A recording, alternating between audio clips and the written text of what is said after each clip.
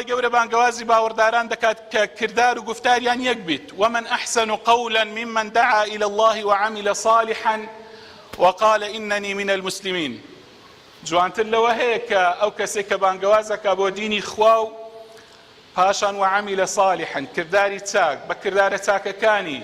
بەبێ دەنجی ئەوەی کە ئەیڵێتن ئەیسلمێنیتن. تەماشاکەن ئێمە هەموو ڕۆژانی جومعە چیرۆکی ئەصحاب الكهف خوێنینەوە، سوورەتی کەهف خوێنین. لە سوورەتی کەهفدا چیرۆکی هاوڵانی ئەشکەوت، اینجا لە قورئاندا تەماشاکەن چیرۆکی ئەصحاب الأخدود، چیرۆکی ساحرانی فرعون. هەموو ئەوانە یعنی ئێمە ئەیان خوێنینەوە لە قورئانی پیرۆزدا. ئەوانە هەمووی جەختکردنەوەنە لەسەر چێ؟ لەسەر بانگەوازی بێدەنگ کە بەبێ دەنجی بە کردار پێویستە ئینسانی مسلمان ئەو شتانە بسەلمینیتن بۆ دەوروبەرەکەی. بنای خدای بەخش دەوێنەوە ئەمڕۆ وەکو مەکتەبی ناوەندی ڕاهێنان و پێگەیاندنی کادیران هەروە باوە شتێکە مەڵبەندی سۆران هەستان بە ئەنجامدانی خولێکی یەک ڕۆژەی چڕ کە خۆی لە 5 بابەت ئەبینیتەوە بۆ 5 بانخواز مامۆستا و ڕاهێنەر لە بۆ پێگەیاندن و زیاتر هۆشیاریکردنی ئەندامانی سنووری مەڵبەندمان تێدا بە ئامانجی چاوەڕوونی زیاتر و هەروەها هۆشارکردنەوەی زیاتری ئەندامان ئەم خولە ئەنجام درراوە کە زیاتر لە 160 ئەندام لە سنووری مەڵبەندی سۆران تێدا بەشداری کردووە. دیارە ئێمە وەکو کەپابندین بە ئاینی پیرۆزی ئیسلام لەسەرمانە هۆشیارانە بانگەوازی ئیسلامی پەر پێ بدەین و گەشەی پێ بدەین، چونکە بەڕاستی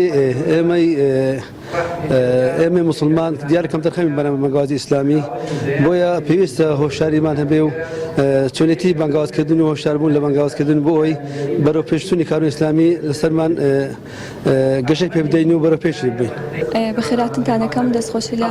ئەندامانی کۆمەڵی دادگەری سۆرانەکەم بۆ سازدانی ئەو کۆڕا بۆ هۆشیارکردنەوەی ئەندامەکان و زیاتر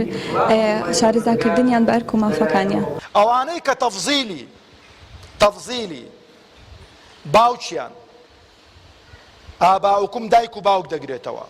منداڵەکانیان کوڕ و کچ، خوشک و برایان، خێزان، ژنیان پیاو، عەشیرەتی، سەروەت و سامانی و تیجارەتکردنێک، ئەوانە تەفزیل کا بەسەر کاری ئیسلامی و بەسەر دینداری و مسلمانەتی و خواپەرستی و جیهادکردن و تێکۆشان لە پێناو خوای گەورەدا خوای پەروەردگار هەڕەشەی لێ کردوون. فتەڕەبەسوو ئەو جا لە ئاخیری چ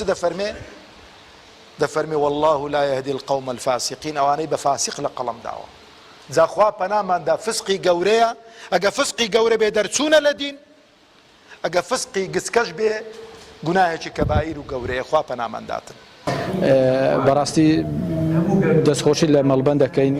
بۆ کردنەوەی ئەم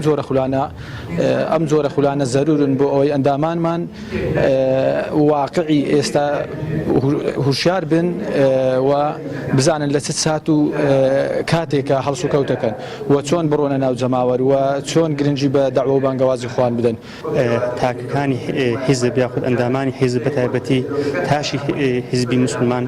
پێویستە وشیار بێ لە ڕووی ئاینی، سیاسی، یاسایی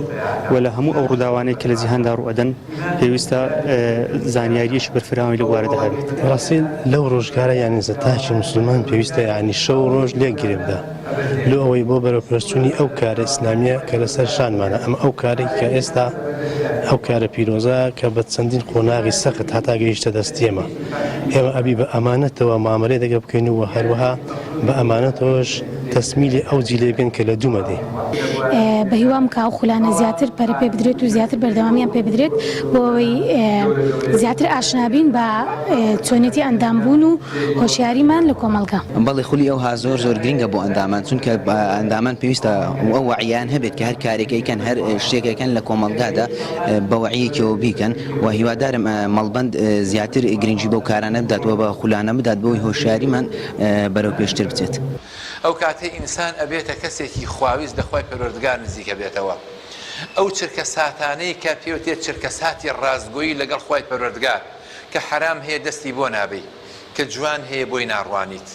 کەوا سنووری قەدەغەکراوی خۆش و پرچێش هەیە، بەڵام لەو لەحظانەیە نایبەزێنی. خوای گەورەی اختیباری ئیمانەکەمانەکە، هەر کەسێک ئەو سنوورانەی نەبەزان لە ئەزمونونەکەی خی پەروەردگار دەرچوو یەقینەن خی پەروەردگار پشت و پەنایە بێ. موزەنی کە یەکێک لە قوتابیەکانی پێشەوە شافعی دەڵێ ڕۆژێک ئیمامی شافعی گوێی لە من بوو ئەمن قسەیەکم دەکرد حديثكم بس بابلين سندي حديثكم بازكت سند لا سند كذا بس في شيء تدا ابو منش قلتم فلان كذاب فلان كذب دروزنا دل الامام الشافعي بي قلتم يا ابراهيم اكسو الفاظك احسنها فروي وشكان الاقصى دري دبري او تعبيراني ديلي جوان ترين وشي ببردابك مالي فلان كذاب بل قبلتي ولا تقل كذاب مالي فلان كذب دروزنا ولكن قل حديثه ليس بشيء او حديثان اذا جرته وهي اوني لي ورقدي وخلاص